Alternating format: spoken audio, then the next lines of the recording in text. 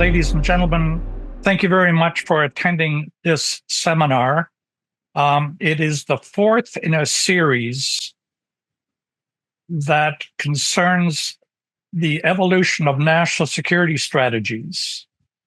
And the first three chats covered the processes in various states, including the United States, Canada, and more recently, we had representation from Poland, Romania, and the Netherlands. So we now have an understanding of where and how these national security strategies and their derivative defense policies evolve. Today's chat reverses the research vector, if you will, and we look at the destination of those products from the perspectives particularly of NATO and perhaps less so, but still necessarily so, of the European Union and in particular the European Commission. You've each had a chance to look at the bios of our two guests, Lieutenant General Dr. Andy Polkowski from Poland and Lieselot van Egmond from the Netherlands. And the floor is open to the three of us to have a free-flowing discussion of what happens at the zenith or the apex of this flow of information. What happens within the black box of NATO, and to the extent we can find out, in the black box of the European Union / Commission. So I'd like to start out by asking Andy Polkowski. Andy, you've served in both the military committees of NATO and the EU. So you've got visibility on both communities. Are you able to inform a largely Canadian audience with little exposure to Europe? What happens within those two military committees? Do they talk to each other? Maybe you can address the Berlin Plus arrangement if you've got time. Andy, the floor is yours. Thank you very much for the invitation, first of all. I suppose that there is not enough knowledge on the other side of Atlantic. Maybe not in your country, but somewhere close. That is why such meetings are very necessary at this moment. I spent some time in Brussels, like Lieselot is now. I was there 12 years on 3 different positions in the permanent delegation, then in international military staff after a couple of years. And my last position in NATO was military representative to NATO and military representative to European Union. So I have kind of overview of decision-making process in those organizations. But let me start a little bit perverse here. First, in the ideal world, we have 3 international organizations: UN, EU, and NATO. UN, most of all, in the ideal world, should be responsible for political issues, European Union for economic issues, and NATO should be responsible for defense. Reality is that politics, military, security, economics are very deeply intertwined. And all those organizations are creating or are having own forces, and they are conducting military missions and operations, which might be a little bit surprising for everybody.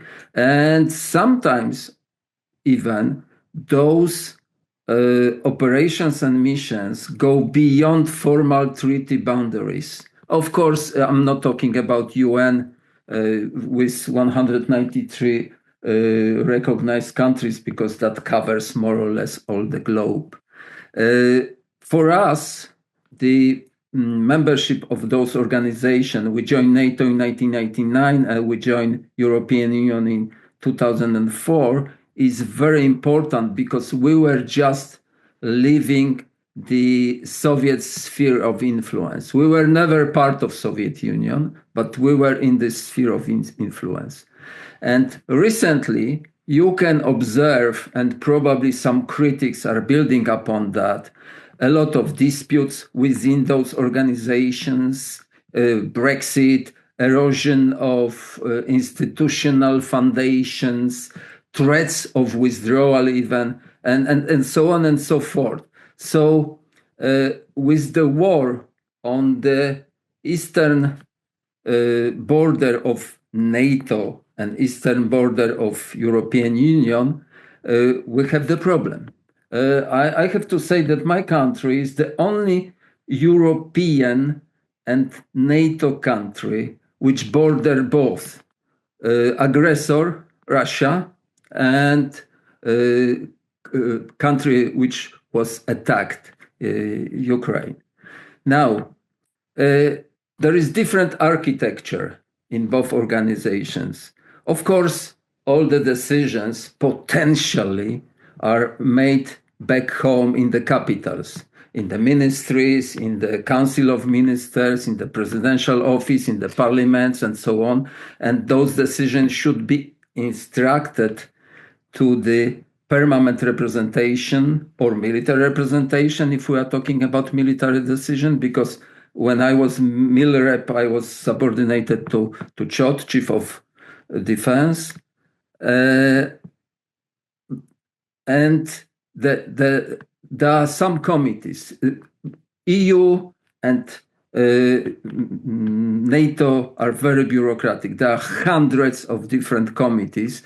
But if we are talking about the most important political military decisions, you can mention two.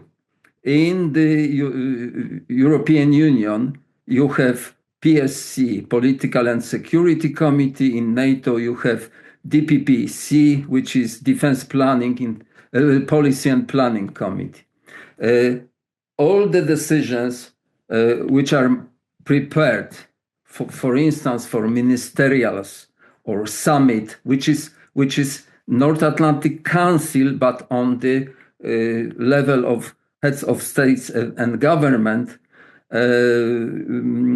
are prepared at the end. All the drafts, all the documents are accepted by those two committees. However, mechanics in those two committees is a little bit different, but I hope that we will discuss about this in the later stage. Over to you. All right. Well, thank you for that overview. Lisa, you're sitting at the DPPC. Are you there representing, or can you speak to your role as both a representative of the Netherlands, and if you're dual-hatted, do you also have a hat that's got, I'm representing NATO at the DPPC? And if you're not, who is representing NATO as a separate international treaty regime, someone with a complete legal identity different from the 27 members of NATO? Very good question. And first of all, thank you so much for inviting me.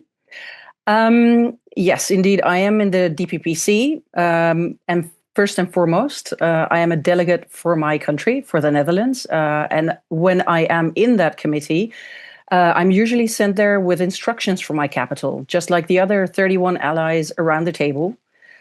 Now, I think what is important in this regard is that the decision-making within NATO and within the DPPC, but all the other working groups, it's exactly the same. It's always by consensus. So even though we come with our own instructions, and sometimes those instructions are not aligned, we do have to find a solution because it is in all of our interest to pass the documents that we're negotiating on.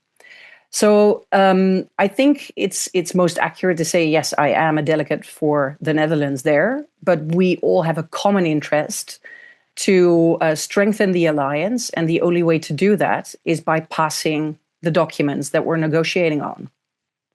Now, I think it's, if you're asking like who defends or who is protecting the alliance, the international staff is always chairing the meetings, and they are basically representing the alliance itself. So it's 32 allies and the international staff present there. Does the international staff have a chief of mission or somebody? What is the title of the chief individual representing the international staff? If we were to read the headlines of the newspapers, should we be on the lookout for a particular title? Well, SecGen is on at the top. So he's Secretary General of NATO and the boss of all the international staff. But then you have the ASGs, so the Assistant Secretary Generals, and all the topics that are covered. Basically, they're in this organization underneath, I think, 7 ASGs at the moment. I'm not quite sure of the exact number because they have made changes to that very recently. The DPPC is under the ASG DPP, and it's a Brit, Nick Katsaris. But the other ASGs cover different committees and different topics. It must be difficult for the Secretary General, who a number of years ago was a member of the Netherlands leadership, to take off that hat and assume the appointment as an international civil servant. And likewise for all the deputies, to remove their national hats and assume the identity, the champion, if you will, of a international treaty regime. Yeah, all I can say is SecGen has only been there for, well, little over a year, but it feels to me like he's been there forever. So for him, it was very seamless, the transition. I can certainly not say the same for myself, but we strive to obviously do the things that we do for the interest of the alliance as well. It's, I think, in everyone's interest that the alliance is strong. We are working hard to keep it the strongest military alliance in the world, and we are needed in that regard as well. And all my colleagues who are in different committees, they have the same goal in mind, to make sure that we keep it strong and don't weaken it. You mentioned consensus as the decision-making model. And when I was chatting with Andy a couple of weeks ago, we discussed very briefly the pluses and minuses of the consensus decision-making model. I'm wondering if I can turn the floor back over to Andy. Andy, are you willing to share your thoughts on the merits or the lack of merit of the consensus decision-making? Sometimes you have the feeling that nobody knows what is going on.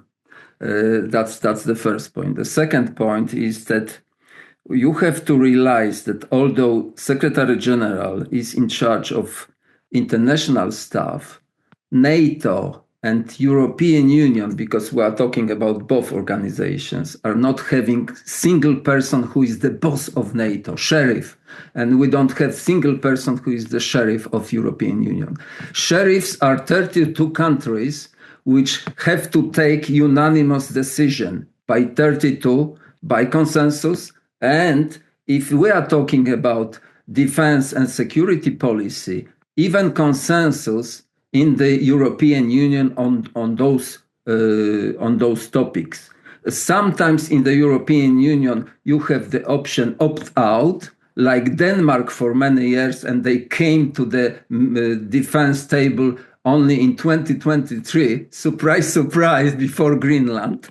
Because they thought that the organization which is for defense is NATO actually, but there was a referendum in their countries, and they decided to join also the work in the political and security committee. So whenever I was attending military committee of European Union, my Danish colleague never took the floor. However, he was observing during my time. Nowadays, he is, I suppose, active. Now, going to the consensus. On the one hand, I would say that is the guarantor of the stability of the organization. 7 years, and you have to make all the effort to get to the same point. Each committee, even on minor issues, each decision is taken by consensus. No other way. There were some rumors that for the minor committees, they might introduce the majority voting and so on and so forth. Or like in European Union, you have this qualified majority, which means that out of 27, you have to have 15 countries or 65% of population in some minor issues. But in NATO, there is no decision if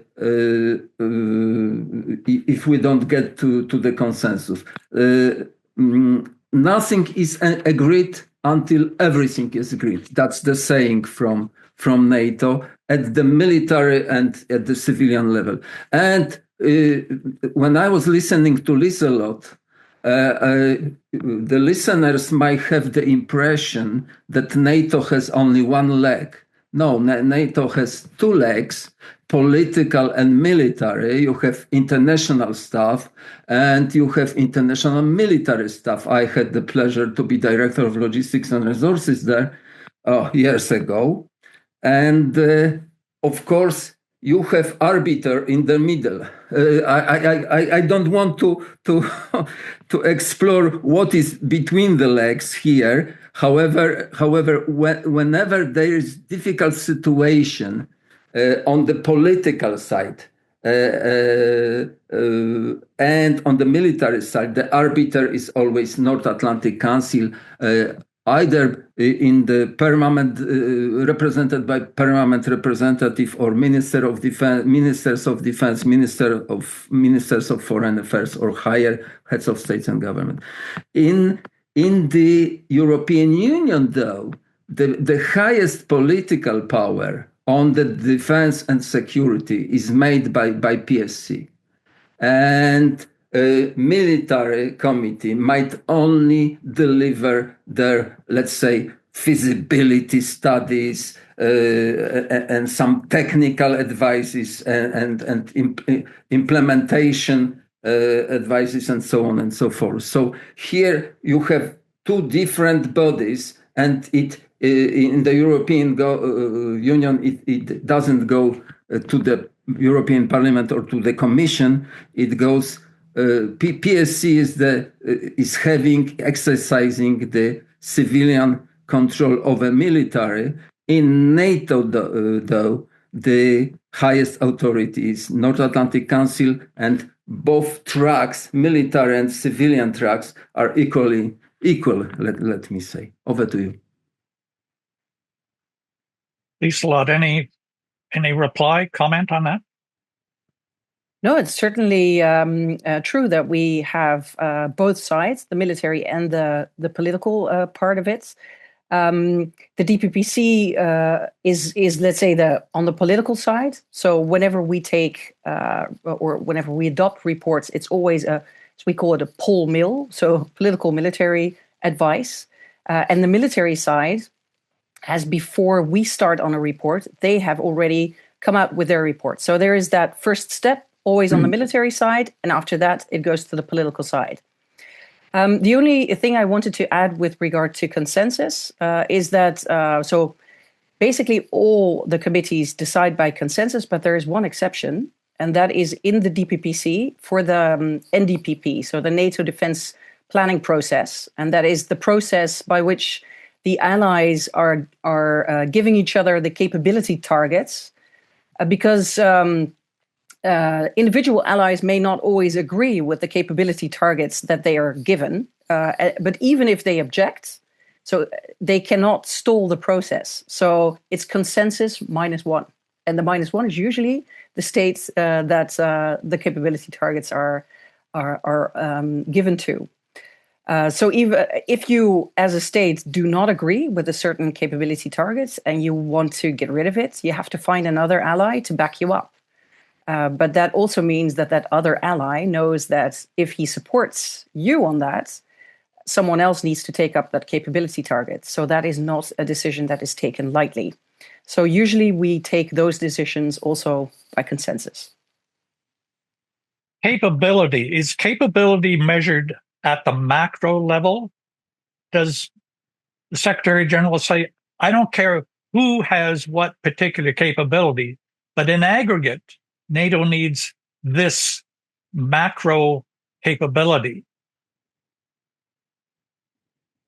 No, it's a very thorough process. It has 5 steps, but to give you a very short overview, it starts with a political guidance. And in that political guidance, we basically say what we think the alliance needs. We look at the threats, we look at what those threats, what they have on capabilities, and what we need to put on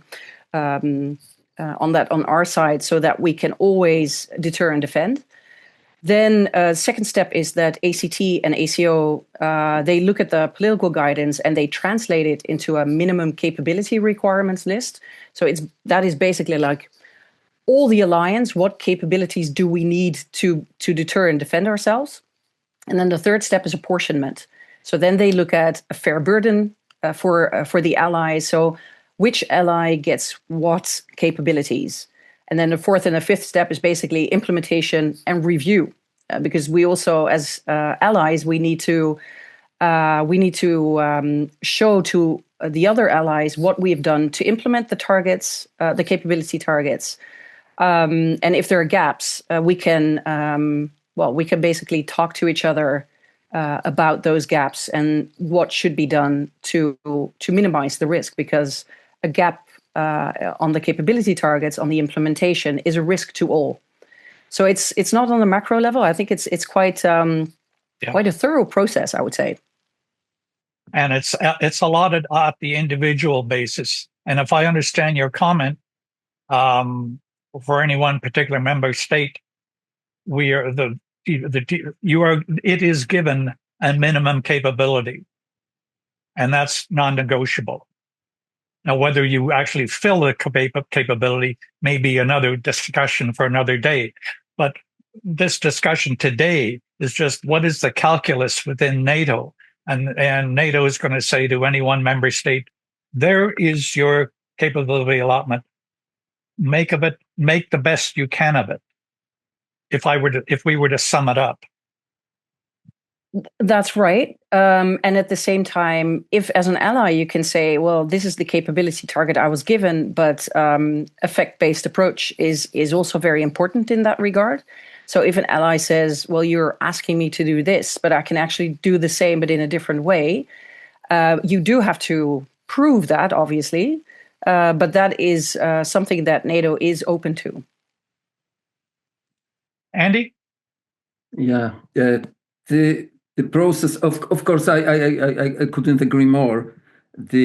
Of course, the consensus, I will come back for a while. At the end of the day, even if the country in question cannot object to the findings, let's say, on their own capabilities, the whole committee is obliged to have consensus of defense. That was former defense planning question, and now it's defense planning review questionnaire or something like that. Liselot knows better, but you can see exactly all those stages she mentioned. Political guidance, establishing political guidance is starting the process, which aim sets overall aim, objectives, level of ambition of NATO forces, and so on and so forth. And then military authorities, and you have three major players here: Allied Command Operation, Allied Command Transformation, and Military Committee, analyze political guidance and define the minimum required capability and consolidate them into single list. Then apportion requirements and set target goes back and so on. Then we have to facilitate implementation, and at the end we have to review the results. All those processes are repetitive, and they are repeated every 4 years. So it's laborious, like it was mentioned. Many people are involved from Brussels and from headquarters and from capitals in the process. And as I said before, nothing is agreed until everything is agreed here. Over to you.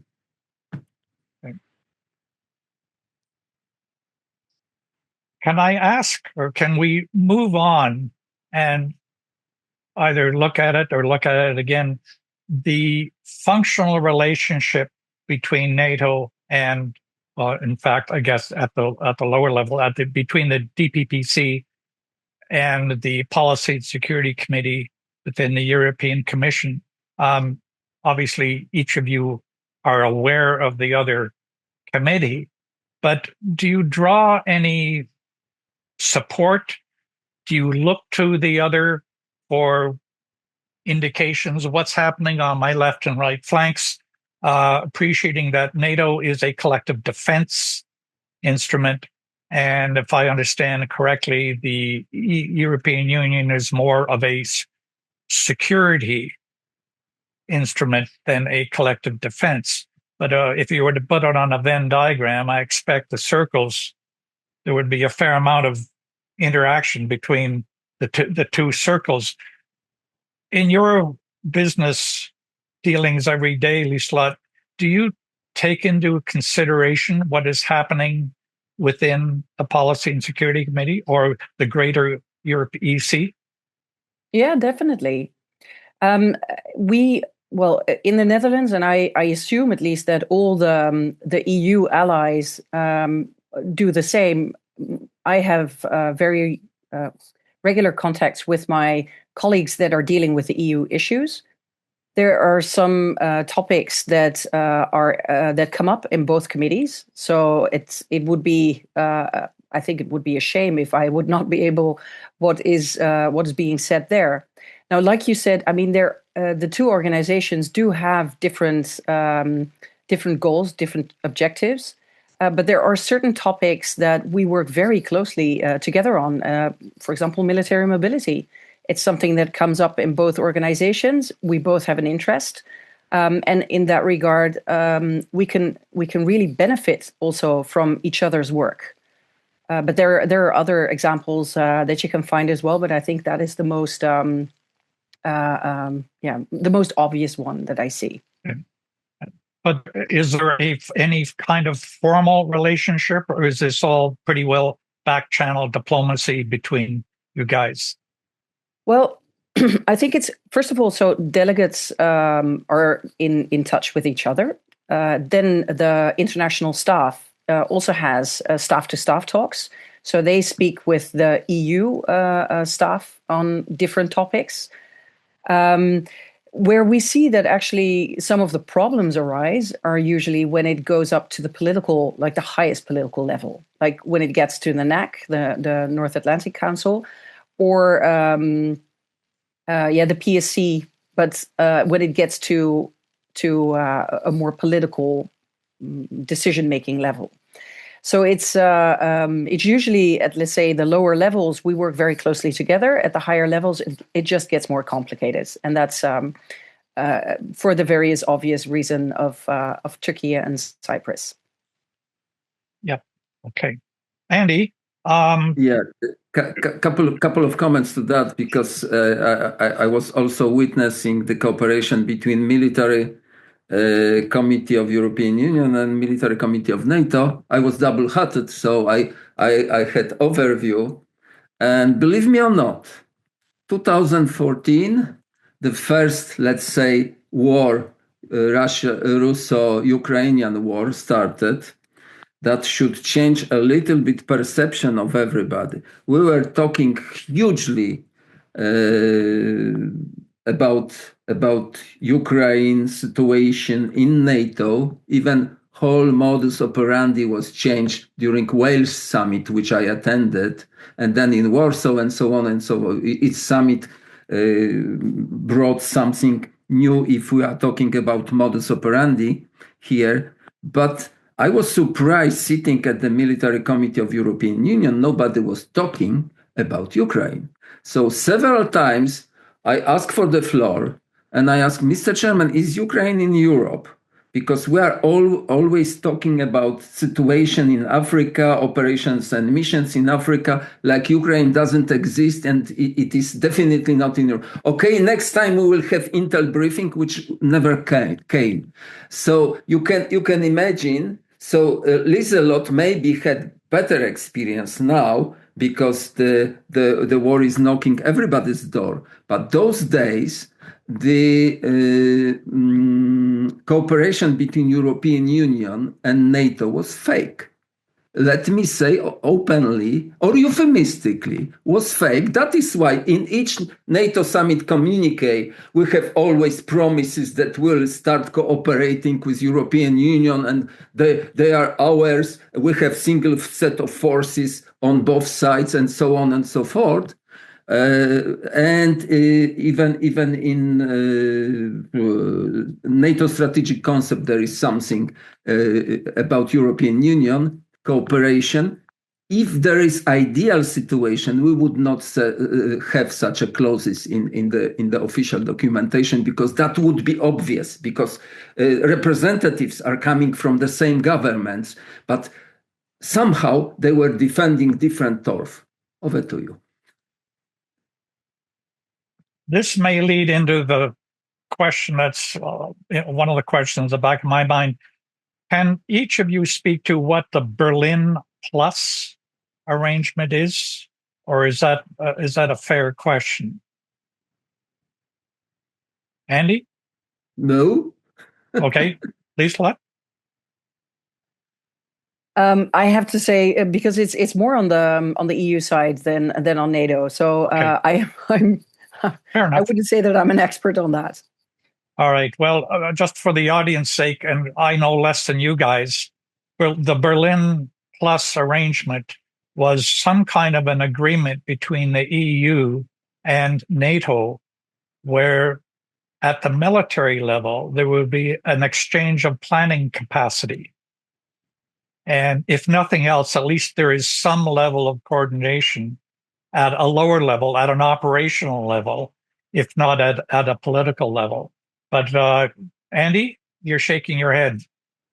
Yeah, but those are the promises which I mentioned. Okay. Those are the promises that staff-to-staff talks. We had staff-to-staff talks as well when I was working in the IMS. So it was either copy-paste what NATO was doing. It was repeated under different name in the European Union, but European Union military staff has own planning capacities, and the IMS and IS are having own planning capacities. So sharing is very difficult, even if you have single set of forces. That is why you have operations and missions of European Union, and you have operations and missions of NATO. Over. Okay. Ali Slot, when we spoke very briefly the other day, I had asked about the future of PESCO. Does the permanent establishment cooperation among European states? Not a NATO question, I know, but I'll ask anyway. Sort of, can you speak to, or can you educate our audience as to what PESCO might become, or what it is and what it might become, and what it might do, and equally important, what it is it cannot do? Right. And if you say PESCO, then I will focus primarily on the military mobility, Okay. because that is at least where I have most knowledge. As you know, I'm on the NATO side, not on the EU Yeah. side of town. So I got it. I know. But no, I think what the EU has done, and they've started earlier than NATO actually on military mobility, and I think they've really they have made a lot of progress. Now, military mobility is a very difficult subject. Certainly not easily done in the EU, where you have to deal with 27 different countries with different legislation, with different infrastructure that does not always connect well to each other. So the problem obviously was seen that all those differences is definitely not helping us be better connected, and to actually also on that logistics framework, let's say, to make sure that we connect well, that if we do have to have large troop movements from west to east, we want to make sure at least that they're not stuck at a border, that because legislation is not in order, or that the train rails, for example, do not really connect. So you have to make changes at the border just to get things on different trains. So there is a lot of on the logistical side, so more practical side, but also on legislation side, there was a lot of work that needed to be done. EU started, I think, in 2017, but it could be earlier than that. It was before my time. And NATO is now also working on the same. We have JSEC that is primarily responsible for that, for the enablement side. Now, and I think I'm not as pessimistic as Andy is about the EU-NATO cooperation in that regard. What I have heard staff say is that it was more difficult in the past, but at the moment they are having good cooperation. There will always be difficulties, for example, also because of the classification of documents. We are not able to always share NATO secret documents or even confidential, and that is something that does make some of that work more difficult. Just because, well, if you cannot see all the information that the other one has, I mean, how are you going to get to the best possible solution? Yeah, Andy. Yeah, you should probably reveal the acronym of PESCO, which is Permanently Structured Cooperation. My apologies. As a matter of fact, it's European Union was making a lot of decisions, political decisions, military decisions, security decisions of value, but they didn't have the power to execute them. And this is the instrument or instrumentarium or pillar which is absorbing and implementing political decision. Nothing else. This is voluntary. Malta is probably out of this, trying to pretend that they are neutral. And Denmark recently in 2023 rejoined PESCO and all the security and other issues. So PESCO doesn't change political guidance, which is made by PSC, but it tries to implement. And I can quote a couple of projects which Poland is involved of, because that was during my time. Military mobility is something which was mentioned by Liselot, and it's very important because if the case of emergency, we couldn't shift the forces through Europe without all the customs, 30 days for permissions and so on. Now it's kind of Schengen, military Schengen, and it's much easier. Also, I will mention, I will quote here from Polish Polish projects. We have 13 of them. We are observing 23: military mobility, European secure software-defined radio, network of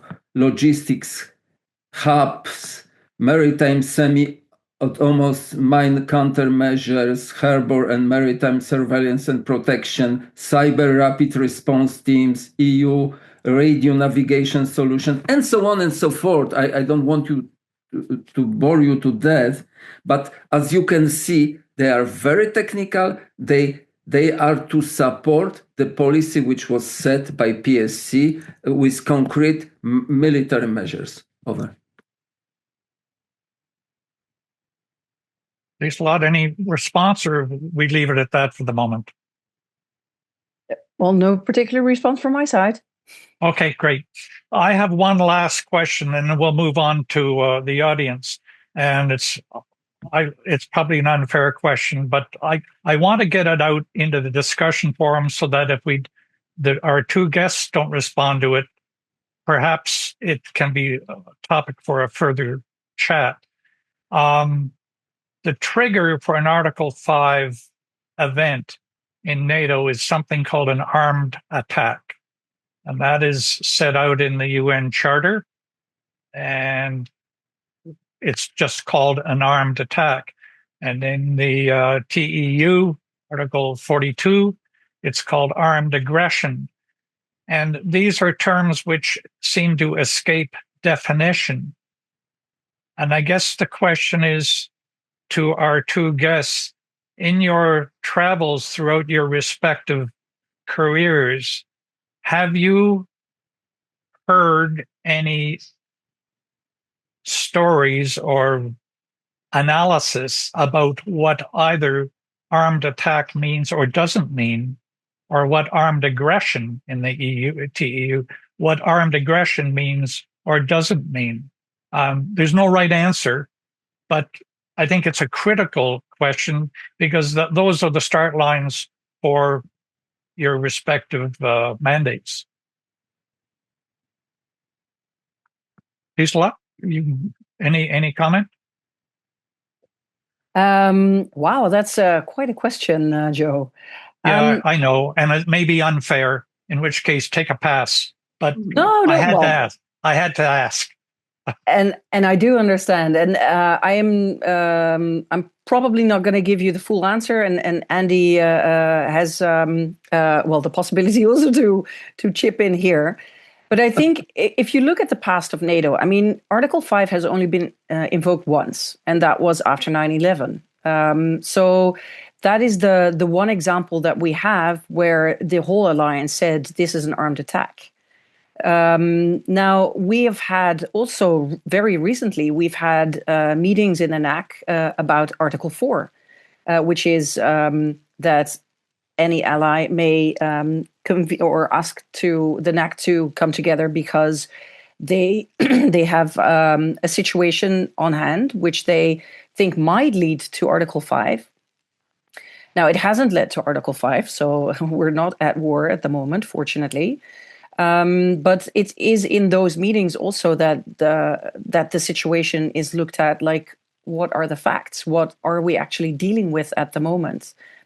And to say, like, I cannot give you like a definition of what exactly is an armed attack. I think if I look at the practice, at least, it is being looked at every situation in its own merits. And it is also always a discussion in the NAC where the ambassadors are there.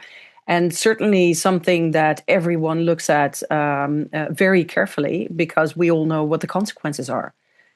So I cannot speak about Article 42.7, but I'm hoping that Andy can also give his views on that one. Thanks, Lisa. Andy? I'm always ready to spoil the party and shoot straight between the eyes.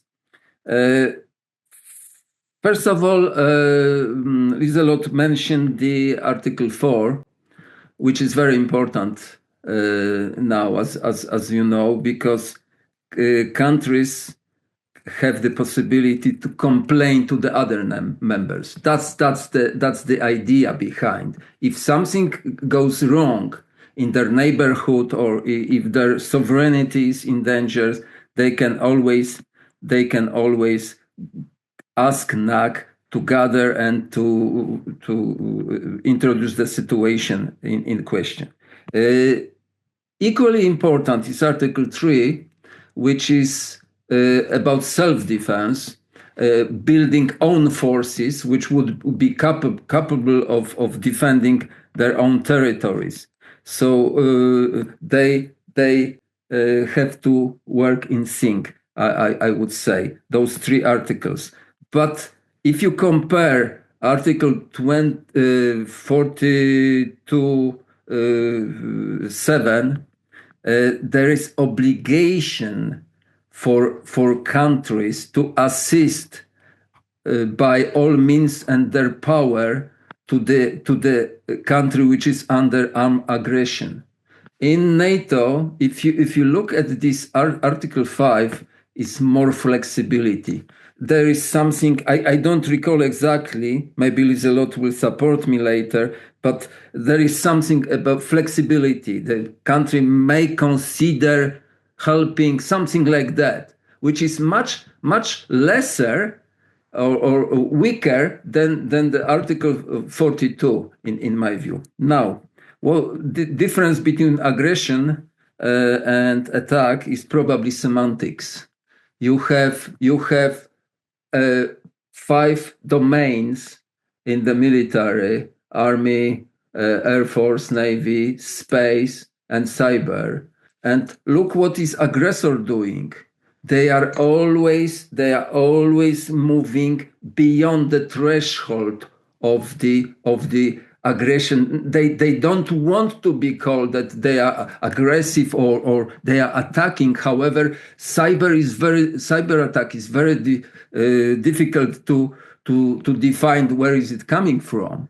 So those are the situations which are leaving you and your national authorities the space for interpretation. And as a matter of fact, I am very aggressive in my speaking, but I'm not attacking you. I'm trying to deliver some knowledge, or I don't know whether successfully or not. Over to you.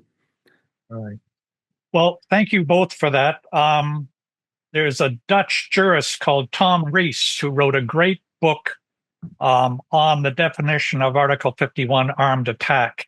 And the book is that thick, but it makes for great reading. And if you want a summary of it, you can read the latest edition of Dispatches, where I wrote a very small piece on let's forget about armed attack, let's forget about armed aggression, and let's just use threat or use of force as the threshold event. It's easier, or it's less difficult to navigate. And on that point, last comments from each of you. Are there any key points you would like to deliver to the audience before we move on to Q&A? Liselot, any 3 takeaways that, or 1 or 2 that you might like to highlight before we move on? Maybe just, and it's maybe a bit of a teaser, because of everything that is ongoing in the world, we know that NATO will have to rebalance itself. So a bigger role of the EU or European countries, I should say, and Canada, obviously, should not leave you out there. And how is that going to play out? I think that is an interesting thing that is going to happen. We don't know yet what that is going to be like. I know we have a preference, at least, that it is a bigger role of the European states and Canada within NATO and not outside of it. But there are certainly some that say it should be the EU that goes in that direction. And that is, well, it's an interesting way of thinking and something that we're going to see in the next few months and maybe years, how that's going to play out. I'll leave it at that for the takeaways. All right. Andy? Yeah, a couple of points we were touching upon. First of all, after so many years and having published some some materials on the processes as well. I was always wondering whether we are having kind of procedural drift, because on the one hand, we should receive instructions from the capitals and we should be strict on those instructions. On the other hand, we have to get to the consensus which soften the capabilities, and we have the drift, and this is a paradox that on the one hand stabilizes the system, but the consensus slows action and dilutes resolve in crisis. That's the first point. The second point is that those two organizations are probably over bureaucratic. They are probably having a lot of to change, but they are, in my view, unlikely to collapse. And it is much better to have 1,000 people, 100 different committees making the decision, although not everybody agrees to the same, than one person, autocrat, who decide about the fate of the world. Thank you. All right. Well, look, thank you both for that. I'd like to turn the floor over to my colleague, Quentin Innes, who is the orchestrator of questions. Quentin, floor is yours. Thanks for that, Joe, and Lieselot and Andy, thanks very much for your comments. It's been extremely informative. I'm going to start with a question from Kirill. He wants to talk about the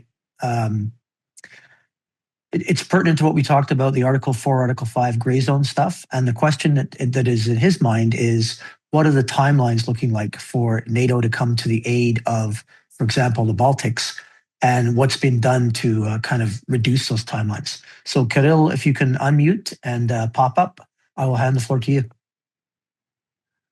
Oh, you generally touched already this topic. So yeah, my question is, there was some anxiety in Baltic countries when it became known that NATO needs for 6 months to react to the invasion to those countries, in those countries. Also, you already talk about issues with actual commitments of NATO nations to collective defense under Article 5. It's a little bit vague, not actually a little.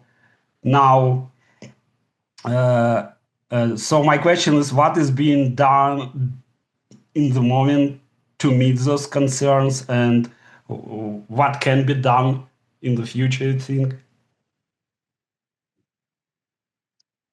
Lisa? Yeah, that's all. Lisa, you want to take that one first?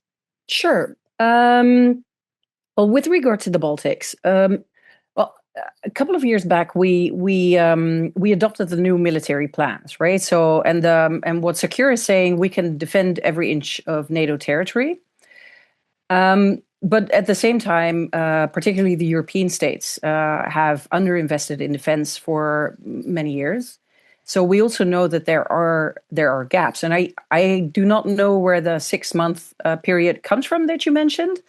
I haven't heard that one, at least within NATO, but we do know that we have challenges. But I am always quite at least happy that Secure says that the military plans as we have them now are executable, but with a risk. And that risk is that obviously because we have those gaps, and that is what we have to work on. So a fight tonight scenario would definitely not be pretty, but I don't think it would take 6 months. But at the same time, maybe Andy can speak more on that from the military side. But on the political side, at least, we are aiming towards ramping up all those capabilities so that we have what is needed to reduce the risk. But I wouldn't say that we are unable to defend. That At least that is not as we see it in our day-to-day discussions at NATO. So, and I forgot the second part of the question. The second part was what's being done in the future. Sorry, I just asking about what you already started about more exact definition of NATO countries' commitment under Article 5. So you already talked, it's not obvious now, so they actually should start the war against aggressor right now, right?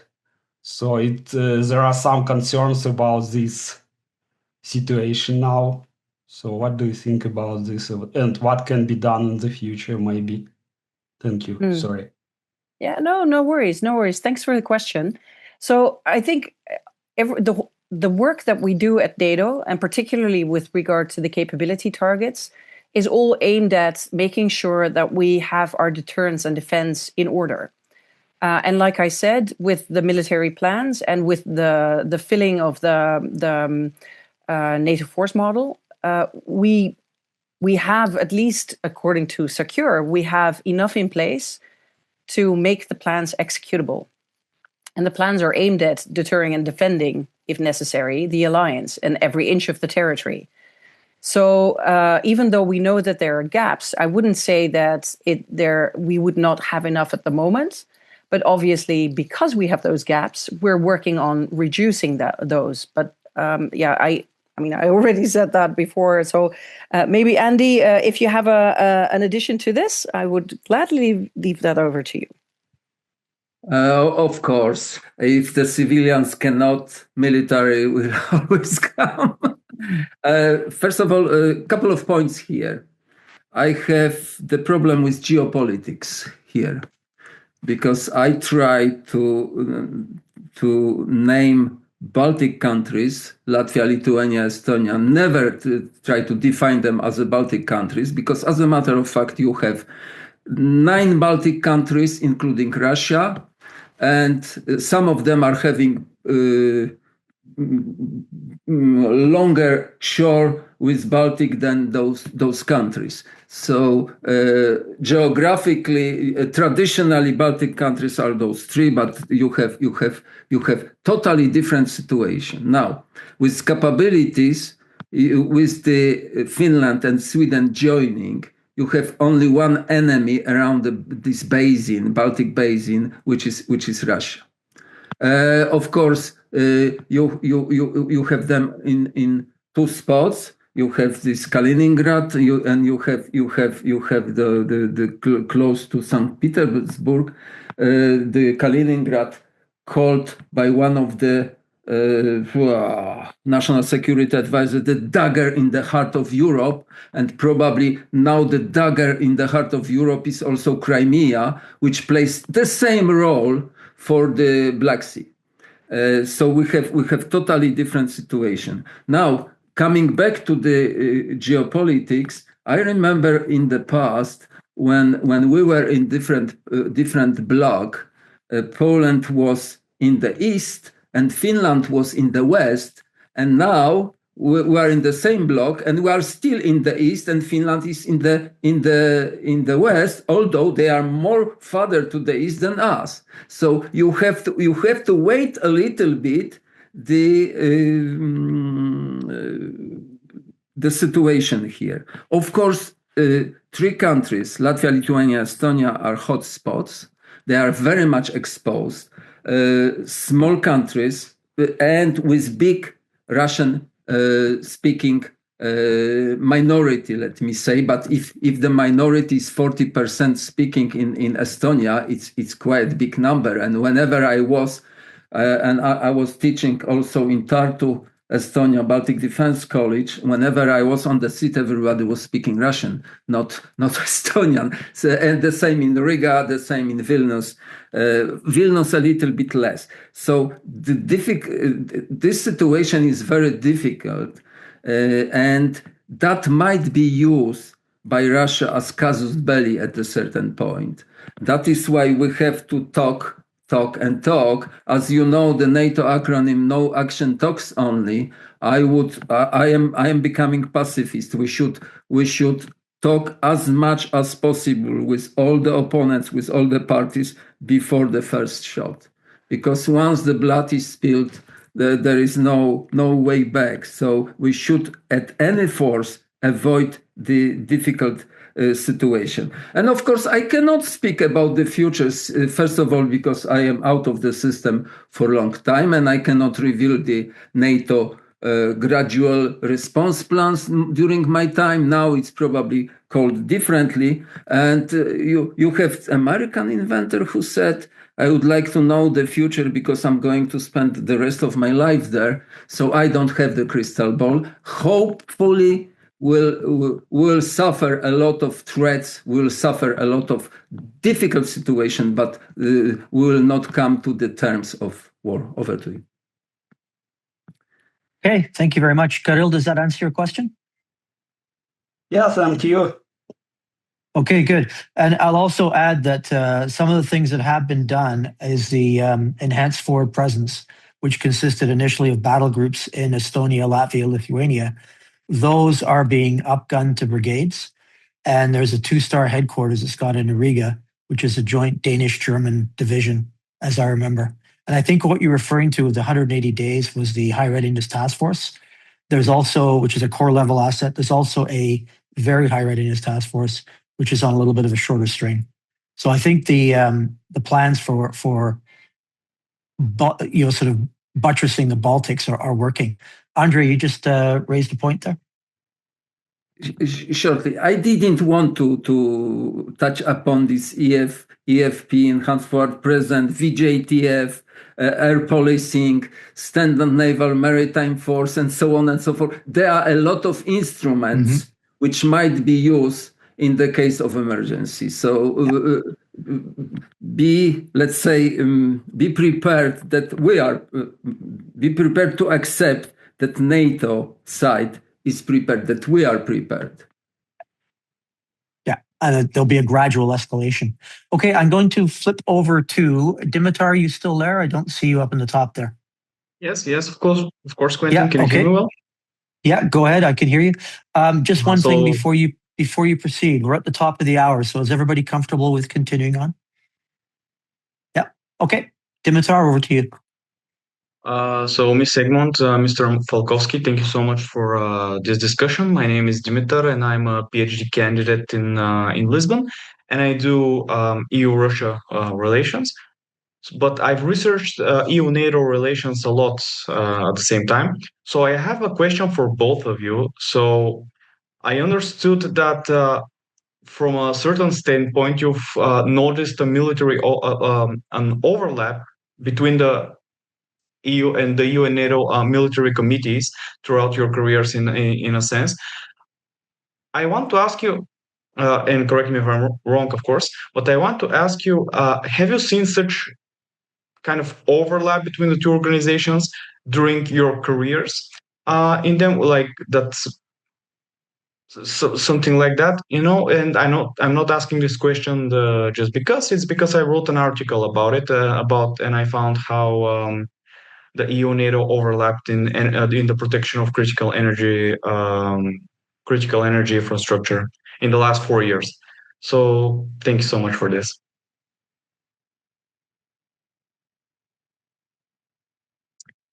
Okay, Dimitar, is there a question in there?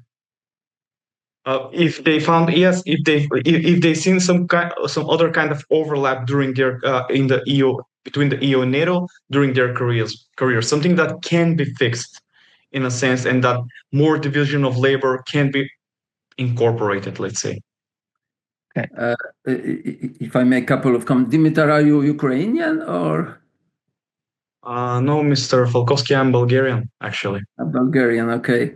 Very similar name. I'm asking because I was the advisor to the Minister of Defense of Ukraine between 2018 and 2023. Just before the war, there were 6 of us at 3-star level in Defense Reform Advisory Board.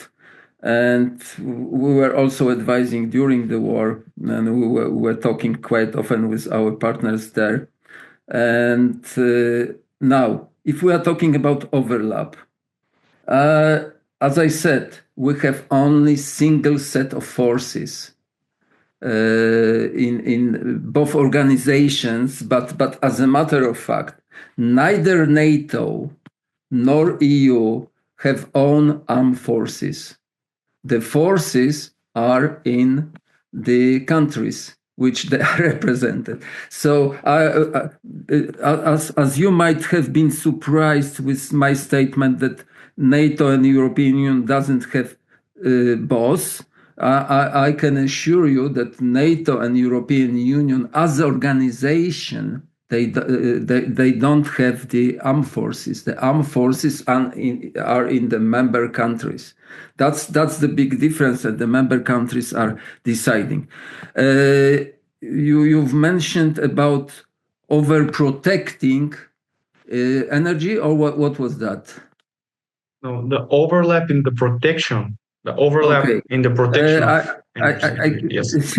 Better safe than sorry. If there was overlap, there was probably lack of coordination, first of all.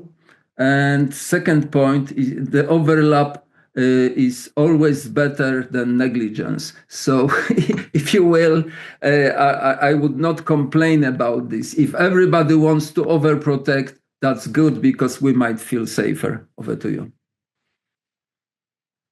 Lieselot? I really like that last part, Andy. Indeed, better to have overlap than negligence. No, I completely agree with Andy as well. There is no EU or NATO forces. It's only the allies that have forces. And indeed, it's a single set of forces. So we always have to choose. And that has everything to do with the fact that that single set of forces is also still in the process of being increased. At the same time, what we, as the Netherlands, have always done is looking at our readiness. And if we are, for example, on a tier 3 readiness at NATO, which means that that's not like the highest level of readiness, that means that those forces could also be used in an EU mission. So it doesn't mean that there is, I wouldn't call that overlap or using it, but both organizations have important missions, and as an EU ally or EU member state and an ally that is in Europe, obviously we want to participate in missions and operations of both organizations. So we usually try to accommodate that in that sense. Thank you both so much. That did answer my question. Thanks so much. Okay, excellent, Dimitar. Thank you for that. Basir, over to you. You're muted, Basir. Well, Basir, right, I'm a crisis management expert and foresight practitioner. And my question, actually, I would like to put in perspective my question with what Andre has raised on, the spilling of blood. If it bleeds, it leads, but that's a little too late. Instead, the way I believe as a crisis management guy, if it leads, it is going to bleed and it will bleed. So when we put into perspective the attack on von der Leyen's plane over Bulgaria with GPS spoofing, people just thought of it, always called it a GPS spoofing, but it is a terrorist attack. And Netherlands has suffered terribly when the Malaysian Airlines was shot over Ukraine. And Russians have adapted, because also an Azerbaijan Airlines plane was shot down, and a Turkish C-130 carrying an entire F-16 crew that was departing out of Azerbaijan had a crash in Georgia. A Libyan chief of staff plane went down near Ankara. And interestingly, several weeks before, and within a few weeks before that, we had a lot of drone activity. So perhaps my question will go to the point of, are there any efforts, initiatives to call this, because yes, perhaps it is not an armed attack, but a lethal attack that uses novel technology and kills people. And on the point of military Schengen, Andre, I'm the person who coined it, because in 2017 and many years before that have a lot of difficulty getting my Schengen visa on time to be able to attend events. So thank you very much. Looking forward for your answer. Andre, do you want to start?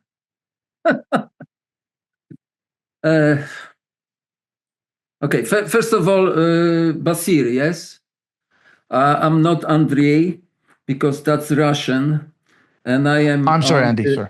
Yeah, call me Andy or Andrzej in Polish. Andrzej.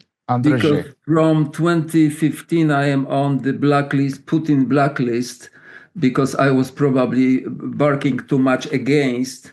So I find my name amongst 89 European with the ban from entering Russia. So I can bark even more freely now than before. Of course, the short answer to those accidents, let's say. However, I don't believe in accidents. There was somebody who pulled the trigger. There was somebody who ordered to pulling the trigger, and there should be somebody who should be accountable. But everything depends on the interpretation, as I said. And if we have Article 5 or even Article 42.7 in such a, let's say, editorial shape, countries are measuring usually but something which is lesser detriment for their own, and it's very difficult. It's very easy to start the Third World War. However, we have somehow implicit Third World War. Then it's easy to start the war than to stop it, as we can see in Ukraine, 12 years already. So, of course, in the military terms, sorry to everybody, shit happens, and the planes are going down from time to time, but you have to have the proof, and the proof is nowhere to find. And everybody would deny cyber attack, not us, Chinese, cyber attack, not us, somebody else. And so in this case, of course, look at the situation with the Dutch plane over the Ukraine. We don't still know, or we know, but what to do in such a situation? Escalate or de-escalate or try to negotiate? So those are very difficult choices, because the life and death is at stake. And as a matter of fact, I don't envy politicians who are to make such decisions. Over to you.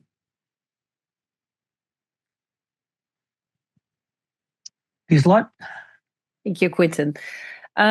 Yeah, with regard to the MH17, the plane that was shot down over Ukraine, I mean, back in the days, because it was 2014 when it happened, and for the Netherlands, and that is, of course, a different perspective, that if you ask Ukraine, they consider that the war started then.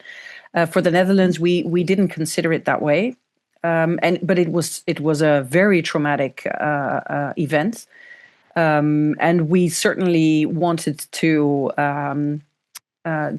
find who did it, and make sure that they or that we had justice for the victims. So the decision was taken very early on to investigate and to pursue that in the legal sphere. So a lot of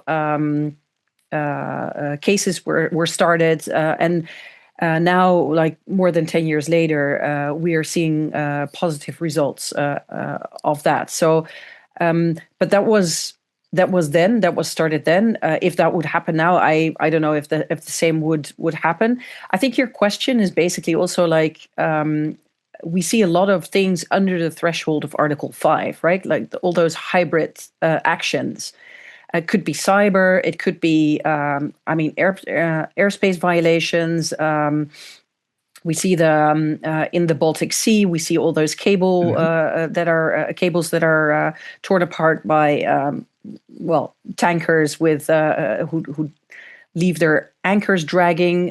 Is that on purpose? Is that or is that just poor seamanship? It is difficult how to respond to all of that, and that is particularly because what Andy has said. Article 5 is a really high threshold, and we do not lightly want to enter that. So when you do, you want to really be sure that that you see the situation right. And that means that you have to investigate, and sometimes you also have to maintain calm so that you can take the best decisions.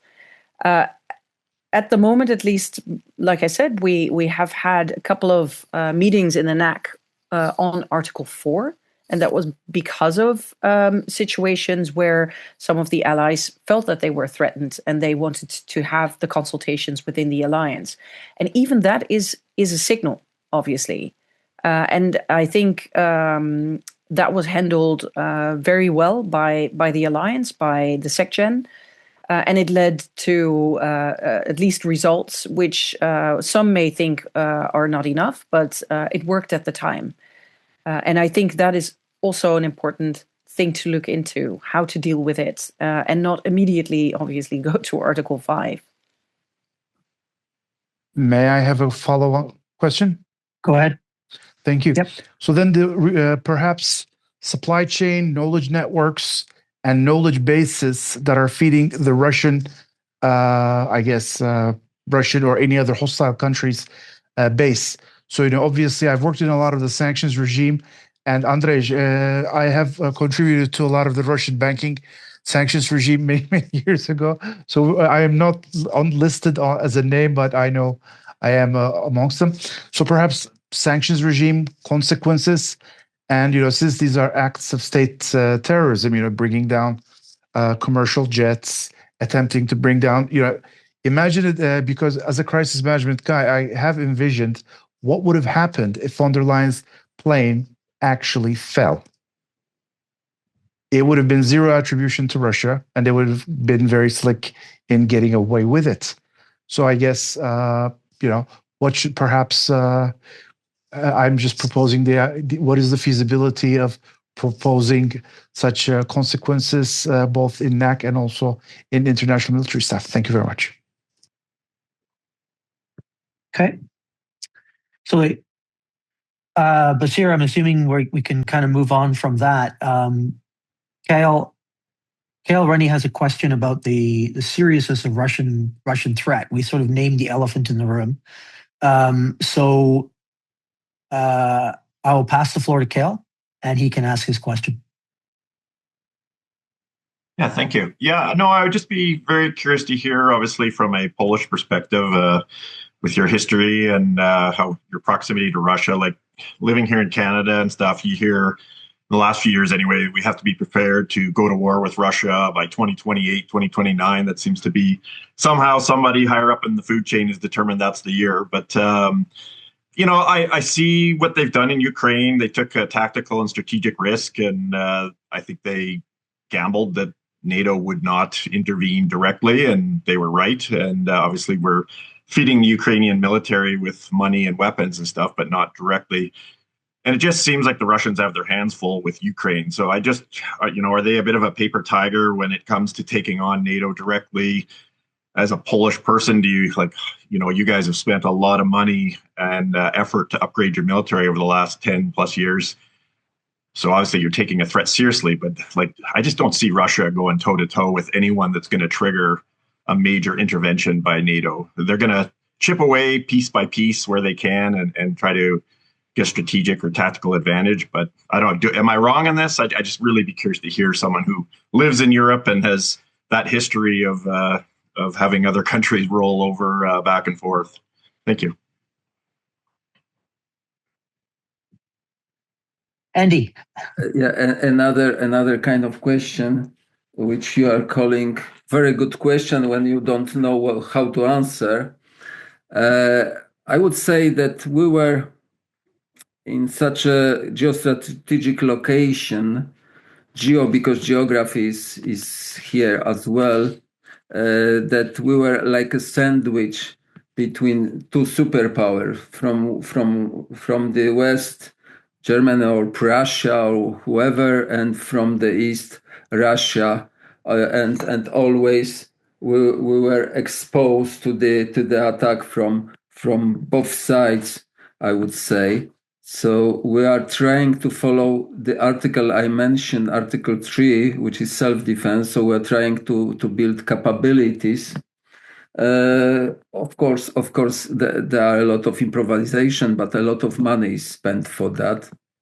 Different barriers created, a lot of armaments coming from US or from South Korea and so on and so forth. Billions, doesn't make sense. If we are looking at common defense, but everybody has to be vigilant, and everybody has to be prepared. And finally,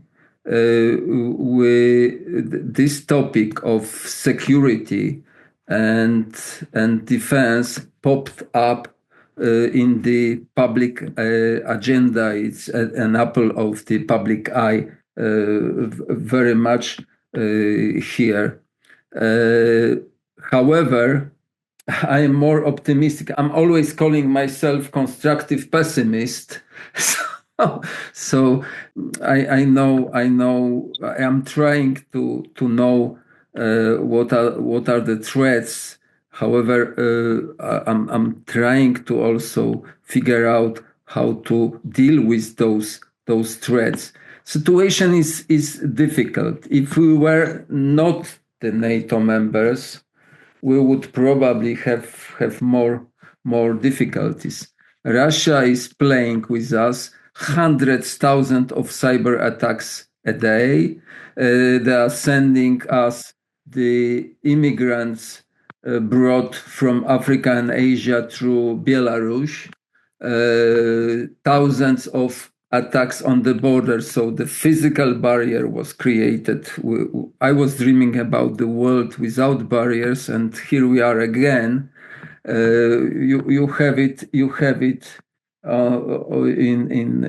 on your continent, but more to the south, between Mexico and the other country, whatever it is. Yeah, but a lot of preparation, a lot of spending for this, and the feeling that something is hanging over your head. And as the Ukrainian example shows, everybody was expecting that the temporary war would be totally different, and they will play over our heads. However, we have dronization of the war. But look at this. Artillery is back, tanks are back, and a lot of different toys, which I was hoping will never come back. All those heavy metal toys are back in the game, and a lot of people engage. A lot of people are dying, and a lot of internal migration within the European borders. So difficult, but manageable in my view. But we have to be very consistent with our policies, and we cannot be divided by Russia, because difficulties in European Union, difficulties with Trump appetite. Who is the winner here? Putin is the winner of those all those difficult situation, and everybody has to be very aware of this. So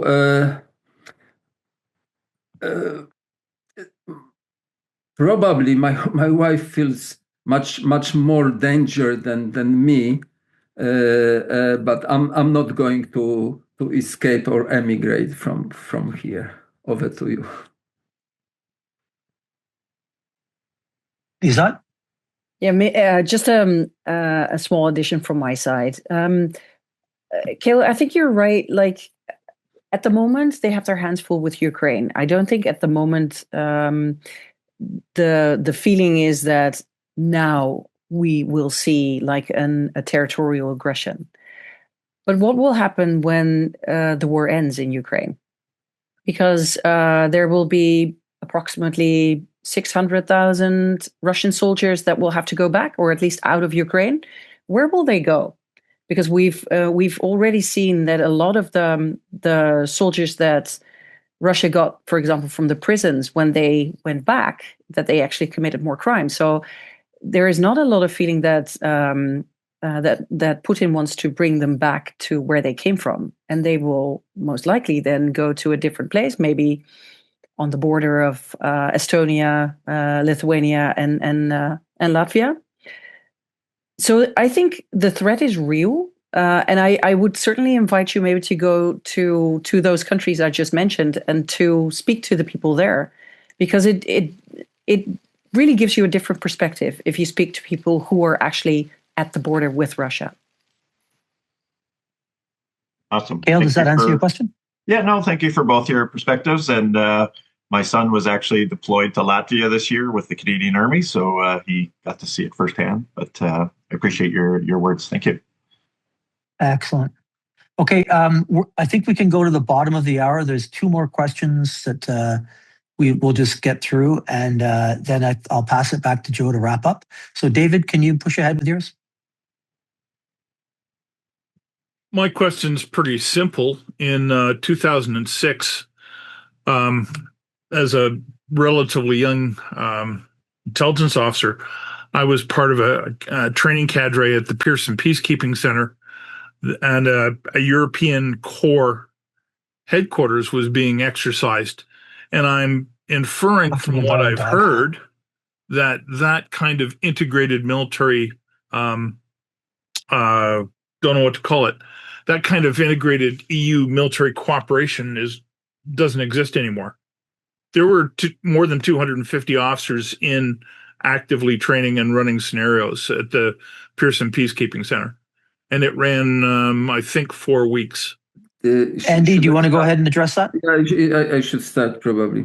You have this core headquarters in Strasbourg. You are talking about European Union institution, which was supposed to coordinate all the military activity.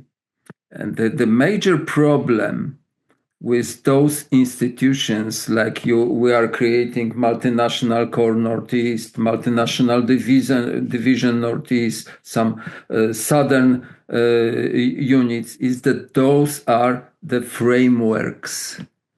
The frameworks, those are the stuff which doesn't have associated or forces which are belonging to them directly, and they can internationally command them. The forces are still in the countries which are participating in those headquarters, which makes all the game more difficult. So they would be initiating their activity whenever we have the security level up to the, let's say, close to the war activity. But they are working, they are consolidating, they try to understand each other. Interoperability is the key word here, because we are not talking about only technological interoperability, but we are talking about mental interoperability. When you have at the top German commander or French commander or Polish commander or Canadian commander, they should understand each other, and they should at least rely on each other. So they are training, they are preparing, they have the proper plans at place.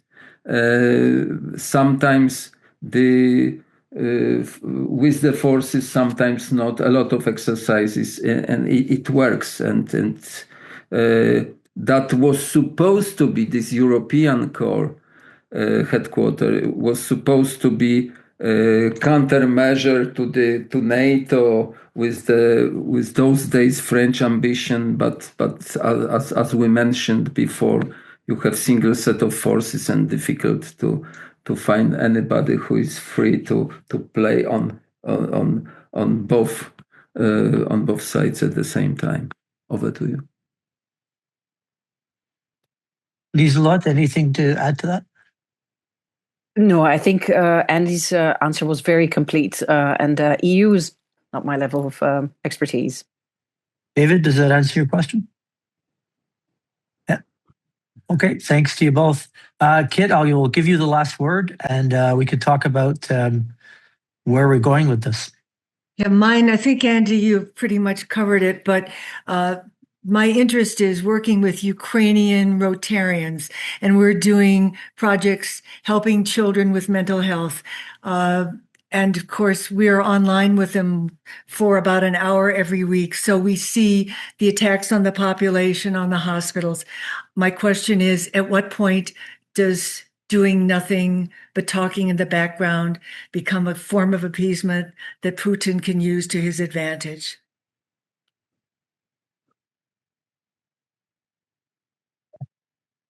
Andy, you want to take that one on? Yeah, Putin is using everything to his advantage. Each situation, each vulnerability which he can expose, he's stealing the children. I don't know, it's estimated for 20,000 now or more. Ukrainian children under the Russian custody, and they are Russianized very much. You can see what he's doing with the energy security, with the cold. General cold has come to Ukraine, and people are suffering in the block of flats in the minus temperature at this stage. So I cannot even imagine that he will not use the children, because he's using all the means he considers essential to show the world that he's superior. Just to add to that, because it's true. Putin is using all kinds of tactics that we morally think are wrong. Targeting the energy sector, using cold as a weapon, and many other things. And it's the only thing we can do is to help and support Ukraine as much as we can. And in that sense, I'm not really sure how you would see that as appeasement, but I would say if we stop our support to Ukraine, that would be appeasement, I suppose. Kit, does that answer the question? Tragically, yes. Okay. Yeah. On that note, I think we can sum up on where we are now, and I will pass it back to Joe. Lieselot and Andy, thank you very, very much from me and from the participants for all of your time and for all your expertise. Joe? Thanks, Quentin. Ladies and gentlemen, this has been an outstanding presentation. We don't do this high quality very often, not often enough. So I'll echo the thanks to both Lieselot and Andy for a superlative insights, particularly insights that we Canadians far too seldom understand. So a double thank you. This presentation then concludes the series on national security strategies, but it also sets up the next series, which is what constitutes a vital national interest. A national security strategy is designed to advance and protect a vital national interest. What are they? Well, we're going to propose that one of the first vital national interests is the rule of law.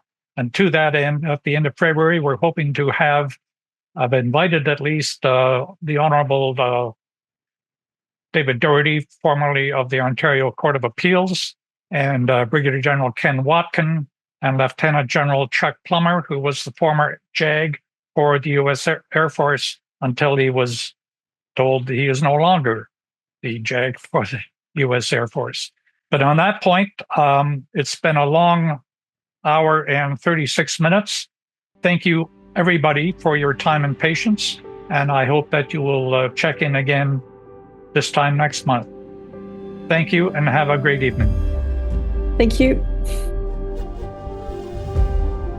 Thank you. Thank you all.